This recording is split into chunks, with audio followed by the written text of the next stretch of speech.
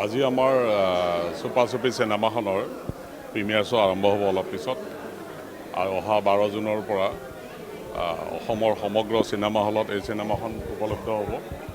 আশা কৰিছোঁ এই চিনেমাখনে সমূহ ৰাইজৰ আদৰি ল'ব আৰু আমি সকলোকে আহ্বান জনাইছোঁ আপোনালোকে চিনেমাখন চাওক আৰু আমাক উৎসাহিত কৰক। আমি বহুত কষ্ট কৰি বিগত প্ৰায় 2 বছৰে এই চিনেমাখনৰ লগত জড়িত হৈ আছিলোঁ। ইতিমধ্যে আমি প্ৰচাৰ চলাই থাকোঁতে ৰাইজৰ যথেষ্ট মৰম চেনেহ পাইছোঁ আৰু ৰাইজেও আশা কৰিছে চিনেমাখন ভাল হ'ব, আমিও আশা কৰিছোঁ।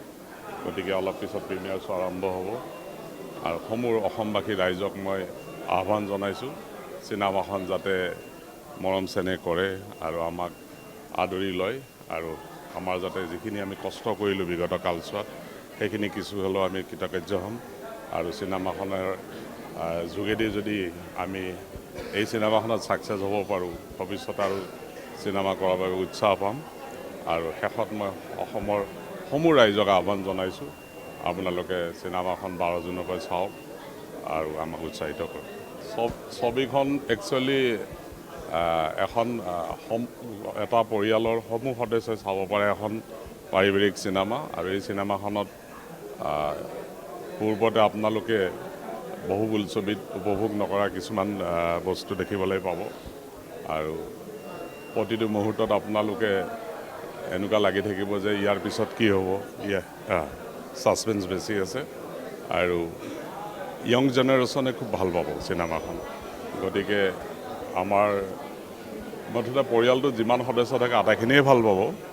গতিকে প্ৰতিটো মুহূৰ্ত আপোনালোকে এনেকুৱা লাগি থাকিব যে ইয়াৰ পিছত আমি কি দেখিবলৈ পাম।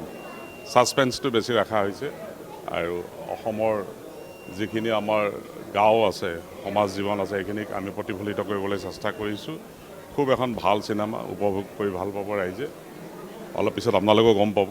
গতিকে ভালেই পাব আপোনালোকে চিনেমাখন। আগৰ কাহিনীটোৰ লগত খুব যথেষ্ট কানেক্টিভিটি নাই, কিন্তু অলপ প্ৰতিফলিত হৈছে। কেৰেক্টাৰ একেই নহয়, কাহিনীটো সম্পূৰ্ণ পৃথক।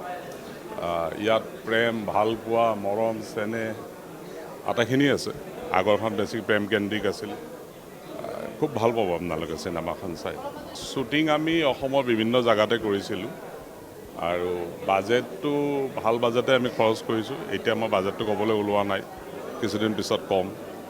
আৰু আমি আশা কৰিছোঁ আপোনালোকে আদৰি ল'ব চিনেমাখন, ভাল পাব আপোনালোকে।